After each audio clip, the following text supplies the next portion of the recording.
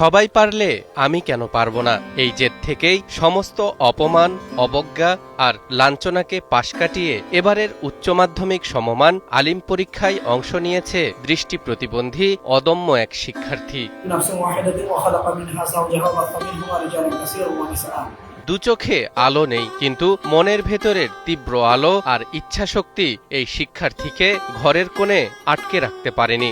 শ্রুতি লেখক হিসেবে আপন ভাতিজিকে নিয়ে বসে পড়েছে পরীক্ষার টেবিলে। আমি মনে করি এতদূর আসার পেছনে যে জিতটা কাজ করছে সেটা হলো ওই সবাই পারে, আমি পারবো না কেন এরকম একটা বিষয়। তবে তাদের কথাগুলো খুব কানে লাগছিল যে ও পড়াশোনা করে কি করবে। অথচ এ পর্যন্ত পৌঁছাতে এই দৃষ্টি প্রতিবন্ধী শিক্ষার্থীকে পাড়ি দিতে হয়েছে নানা বন্ধুর পথ, সইতে হয়েছে নানা রকমের কটু কথা। 6 থেকে 8 পর্যন্ত এই 3টা বছরে মোটামুটি এমন কোনো অপমান হয় নাই যেটা আমি শিকার হই নাই। ক্লাসের মধ্যে টিচার থেকে শুরু করে, যদিও বা টিচারের বলা ঠিক না, তারপরেও অনেক টিচার এভাবে বলছে যে একটা প্রশ্ন যদি উত্তর দিতে ধরি তো বলে যে চোখে দেখো না গ্রামার শিখে লাভ কি, এরকম কথা আমাকে শুনতে হয়েছে আর কি।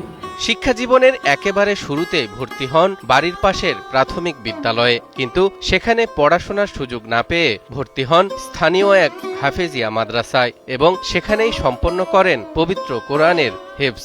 আমি তো প্রথমে প্রাইমারি স্কুলে ভর্তি হয়েছিলাম, তো আমাকে স্কুল থেকে সামাও বের করে দেওয়া হয় চোখে না দেখার কারণে। আমার বাড়ির সঙ্গে যে স্কুল ছিল সেখান থেকেই বের করে দেওয়া হয় এবং বলছে যে একে দিয়ে পড়াশোনা হবে না। এরপরে আসলে আমি হাফেজি মাসায় পড়াশোনা করি, সেখান থেকে শেষ করি।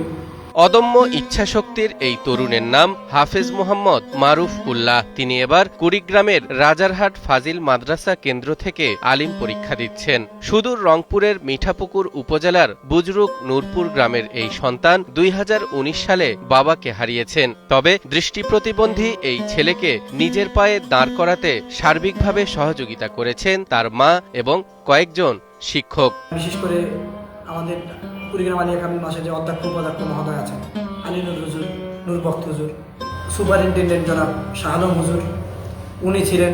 তারপরে আমাদের আরও কয়েকজন হুজুর ছিল, একজন ম্যাডাম ছিল, নাম হচ্ছে নাজমুন নাহার। তো এনারা মোটিভেট করেন, পাশাপাশি মোটামুটি তাদের মোটিভেশন বা তাদের দিক নির্দেশনা এমনও দিন গেছে মালসে কেউ ছিল না, তখন সুপারিনটেন্ডেন্ট হুজুর নিজের কাজকে বাদ দিয়েও আমার আর কি পড়াশোনা বা আমাকে ব্যাকরণ থেকে শুরু করে আরবি যে বিষয়গুলো তিনি পড়াইছে আর কি। যদিও বা তার ক্লাসের মধ্যে পড়তো না, কিন্তু তারপরে উনি আমাকে সময় দিচ্ছে। আমাদের উঠে দাঁড়াতে হবে, সকল অন্যায়ের বিরুদ্ধে রুখে দাঁড়ানোর এনার্জি পার্টনার। নিজে অন্ধকারের কণ্টকময় পথ পাড়ি দিলেও মারুফের স্বপ্নটা কিন্তু শুধু নিজেকে নিয়ে নয়। তিনি চান তার মতো অন্য কোনো দৃষ্টি প্রতিবন্ধী যেন লেখাপড়া করতে এসে এমন কষ্টের মুখোমুখি না হয়। তেমন কিছু না, তবে আমি যে প্রতিবন্ধকগুলো দেখলাম, আমার যদি সুযোগ হয় কোনোদিন একদিনের জন্য হলেও আমার মতো যারা আছে তাদের আসলে শিক্ষার জন্য কিছু করতে হলে, বা আমি কিন্তু সত্য কথা, আমি পড়াশোনা করাকালীন সময় আমি অনেক সহপাঠীদেরকে প্রাইভেট পড়াইছি, কিন্তু কারোর কাছে টাকা নিইনি। আমি চাই এই পড়াশোনাগুলো যেন আমার মতো যারা প্রতিবন্ধকতা শিখেছে তাদের কাছে খুব সহজ, যেন তারা আমার মতো এই কষ্টগুলো কষ্ট যেন তাদেরকে করতে না হয়। হাফেজ মারুফের এই লড়াই শুধু একটি সার্টিফিকেট অর্জনের লড়াই নয়, এটি সমাজের দৃষ্টিভঙ্গি বদলে দেওয়ার লড়াই। তিনি প্রমাণ করেছেন অন্ধকার আসলে চোখে থাকে না, অন্ধকার থাকে মানুষের মনে। রাষ্ট্র আর সমাজ যদি এই প্রতিভাবান তরুণের পাশে দাঁড়ায়, তবে মারুফরা আর কখনো সমাজের বোঝা হবে না, বরং হয়ে উঠবে দেশের এক একটি আলোকিত সম্পদ। এমনটাই মনে করেন সচেতন মহল।